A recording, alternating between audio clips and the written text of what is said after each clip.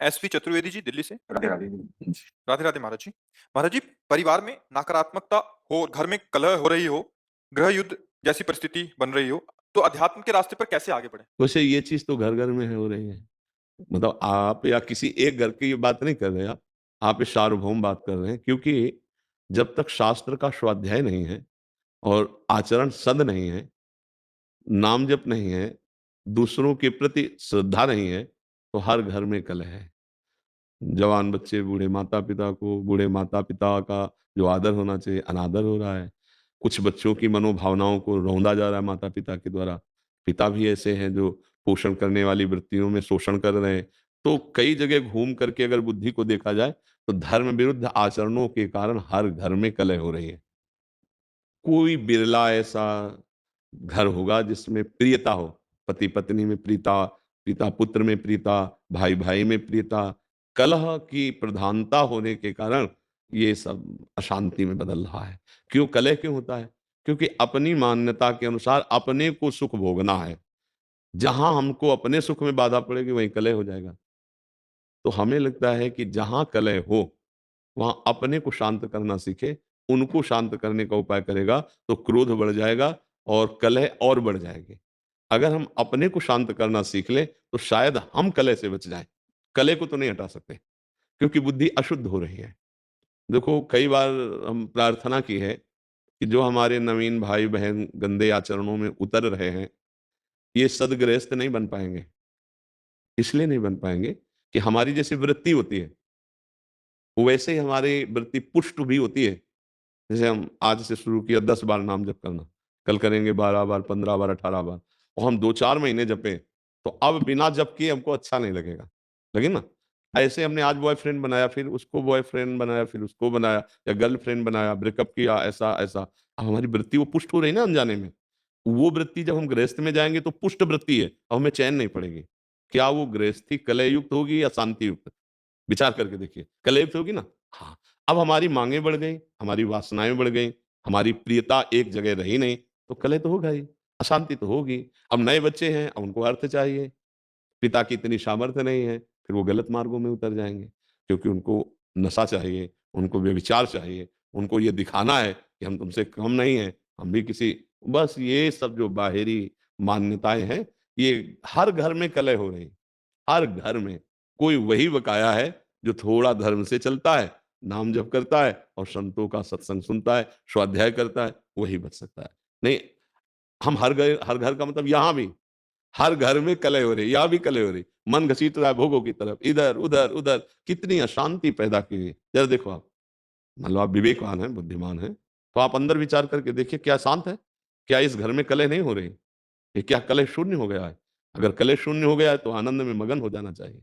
कलह शून्य का मतलब न शोचति न कांक्षति, समाः सर्वेषु भूतेषु मद्भक्तिं लभते पराम। न कोई अब सोच है, न कोई चाह रह गई है, तृप्त हो गया है। आनंद मगन हो, ऐसा ना इस घर में है और ना बाहर है। जब तक धर्म से नहीं चला जाएगा, भगवदाश्रय, नाम जप और शरीर भी पवित्र आचरण वाला, शरीर का बड़ा प्रभाव पड़ता है। देखो, अगर हमारा शरीर अपवित्र रहेगा, तो हमारी इंद्रियाँ और मन अपवित्र रहेंगे। इंद्रियाँ, मन अपवित्र रहेंगे, तो हमारे विचार गंदे रहेंगे, अपवित्र रहेंगे। अब जब विचार गंदे, मन गंदा, इंद्रियाँ गंदी, शरीर अपवित्र, तो शांति किसको मिलेगी? सुख किसको मिलेगा? फिर वो क्या चिड़चिड़ा स्वभाव, कड़वा स्वभाव, कुछ ऐसे दृश्य जैसे संसार में देखे ना कि वो लगता है कि ये मनुष्य रूप में राक्षस है, ऐसा निर्णय होता है। क्योंकि राक्षसी बुद्धि बढ़ गई है। अरे जैसे बूढ़ी माँ है उसको जवान बच्चा पीट रहा है, ये राक्षस नहीं। अरे जिसके चरण धो के पीना चाहिए, उस माँ ने गर्भ में धारण किया, उस माँ ने हमारी शौच फेंकी, हमको इतना सयाना किया, अब तो हमको उसकी सेवा करनी चाहिए, उसके थप्पड़ मारो। ये राक्षसी बुद्धि बढ़ गई। पिता ने जीवन भर कमा कर अपने बच्चों को 2 बच्चे, 4 बच्चे पढ़ा लिखा के बड़ा किया, सब संपत्ति दे दी प्यार में, और वो पिता के ही विपरीत हो गए। ये बहुत तरह की ऐसी मनोवृत्तियां हैं जो हमारे हृदय को जलाती हैं और बाहर। इसीलिए हम सबसे कहते हैं, प्रार्थना करते हैं कि अगर आप नाम जपना शुरू करें, अपने छोटे-छोटे बच्चों को 1 माला ही सही, 5 मिनट ही सही, राधा राधा नाम सुनाएं और उनको अच्छे आचरण की शिक्षा दें, तो आगे चलकर वो अच्छे गृहस्थ बन जाएंगे।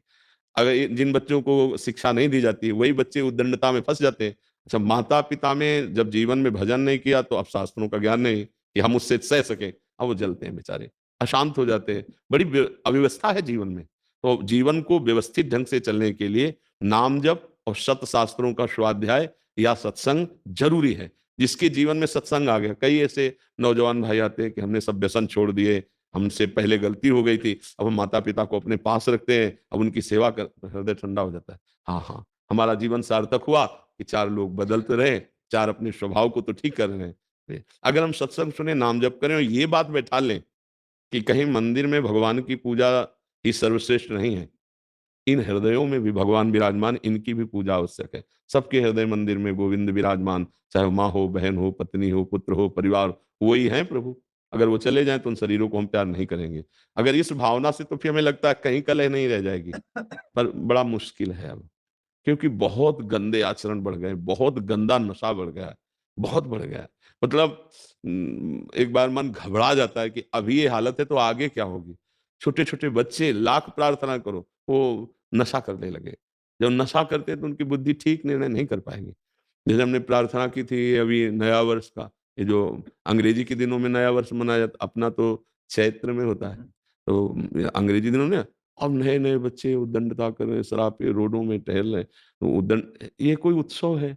हमने कहा तो भाई उत्सव का मतलब है 10-20 लोग बैठो, नाम कीर्तन करो, सुंदर सुंदर पकवान बनाओ, भोग लगाओ और अपने पाओ, 4 लोगों को पाओ, कोई भी उत्सव करो। हम कह रहे किसी भी बहाने से उत्सव करो, नाम जप करो, ठाकुर सेवा विराजमान है, भोग लगाओ, सबको पवाओ, तो तुम्हारा बुद्धि शुद्ध होगी, तुम्हारा जीवन शुद्ध। ये क्या है, राक्षसी पिए शराब, रोडों में आतंक मचाए घूम रहे, इधर उधर उद्दंडता। तो आज हमारी थोड़ा समाज जो है वो गलत दिशा को जा रही है, गलत दिशा। ये हम बाहरी लोगों का अनुकरण करने वाले भारतीय नहीं होते, हमारा अनुकरण करने वाले बाहरी लोग होते हैं। देश विदेश में हर जगह हमारे देश के ऋषि मुनियों का महत्व रहा है, यहाँ की उपासना का महत्व रहा है। हमें ऐसा लगता है कि स्वर्ग और नर्क से बढ़कर कहीं कोई और बात नहीं है। अगर मोक्ष है, परम पद है, कैवल्य पद है, तो भारत के ही ब्रह्म ऋषियों के द्वारा शोध की हुई बात है। नहीं तो नर्क और स्वर्ग से बढ़कर कोई बात नहीं। जहां देखो तो नर्क की बात या स्वर्ग की बात, ऐसा कुछ लगता है। ज्यादा तो हम पढ़े नहीं अन्य धर्म ग्रंथों को, लेकिन बातचीत से लगता है सच्चिदानंद परम तत्व में मुक्त हो जाना या भगवत प्रेम तत्वबोध, ये बात यहीं की ऋषि की होगी। भारतीय कोई ऋषि अगर बाहर गया है तो भले मोक्ष की बात हो, योग की बात हो, अन्यथा स्वर्ग नरक की बात रहे। तो हम भारतीय हैं, हमारा अनुकरण दूसरे करें ये बात तो ठीक है, लेकिन हम दूसरों का अनुकरण करके भ्रष्ट हो, ये बात ठीक नहीं। जिनके घरों में ये सब होता है, मांस खाना, मदिरा पीना और ये, तो फिर वो घरों में विघ्न ही विघ्न रहेगा, पक्का समझो। और जिनके घरों में 10 मिनट भगवान नाम कीर्तन होता है, ठाकुर विराजमान, आरती होती है, तो निश्चित समझो, हम मान सकते हैं कि कुछ समय के लिए उनके पास धन ज्यादा ना हो, दुख भरी समस्या ऐसी दिखाई दे, लेकिन वो उनका कुल पवित्र होगा, उनका हृदय शांत होगा। एक दिन वो दीपक की तरह जलेंगे और बहुत आगे तक जाएंगे। हम माना कि ये सब उपद्रवी हाइलोजन की तरह जलेंगे, लेकिन बहुत जल्दी फ्यूज भी हो जाएंगे, क्योंकि अधर्म ज्यादा टिकता नहीं, पापाचरण ज्यादा स्थायी नहीं रहता है। तो हमें लगता है भगवान का आश्रय लिया जाए और ठीक से चला जाए, नाम जप किया जाए, तो हृदय का कलह भी शांत हो जाएगा और घर का भी कलह शांत हो जाएगा। क्यों? सर, मैं ये कहना चाह रहा हूँ कि मैंने परिवार बच्चों के लिए सब कुछ किया, नौकरी छोड़ दी परिवार बच्चों के लिए। 6 साल पहले नौकरी छोड़ दी, गवर्नमेंट जॉब से छोड़ दिया, बच्चों की सेवा करने में लगा रहा। पर साल भर से 3-4 साल से घर में इतना कला, इतना मार पिटाई, हम ही को ही मारते पीटते रहते, हमने घर ही छोड़ दिया। हमने पत्नी बच्चों सब दिल्ली में हम छोड़ के यहाँ वृंदावन, केरला से आए हैं, वृंदावन में केरला नौकरी करते थे, छोड़ दिए। और हम अब और कहीं प्रभु के सामने और कहीं मुझे जाना भी नहीं, इतना मार पिटाई, गला तक दबाया मेरा, इतनी बार दबाया गला, सब कुछ दे दिया उनको। ये केवल आपका विषय नहीं है, ये लाखों पिता का विषय है, लाखों लोगों का विषय है। तो मतलब पढ़ाई लिखा वो लोग, इस बार नौकरी पा गए, वो लोग सब कुछ पा गए। वो वैसे हमने सब वर्णन कर दिया है, अभी अभी आपने सब सुना है कि सब, तो प्रभु आपका दुख नहीं है, लाखों का दुख है। वैसे बड़ी कृपा है आपके ऊपर, हम आपको बताएं, बड़ी कृपा है। इन्हीं में फंस के तुम्हारी दुर्गति हो जाती। मैं यही सोच के मैं चला आया। हाँ नहीं, हम जो बता रहे हैं आपके लिए पॉजिटिव, पुत्र में, पत्नी में, परिवार में, घर में, संपत्ति में, इसी में फंस करके जीव भगवान को भूल जाता है। तुम्हारे ऊपर बड़ी कृपा हुई। जिनको छोड़ना चाहिए था उन्होंने तुम्हें ठुकरा दिया। अब अगर राधा राधा जप पाओ और भगवान के आश्रित हो जाओ तो तुम्हारा जीवन सफल हो जाए। में मुझे नंगा छोड़ के चले आए, वहां पे लोग तिरुपति में। नहीं आपको आपको रोना नहीं, चप्पल भी तो पैसे भी नहीं थे। नहीं आपको रोना नहीं है, आपको हंसना है।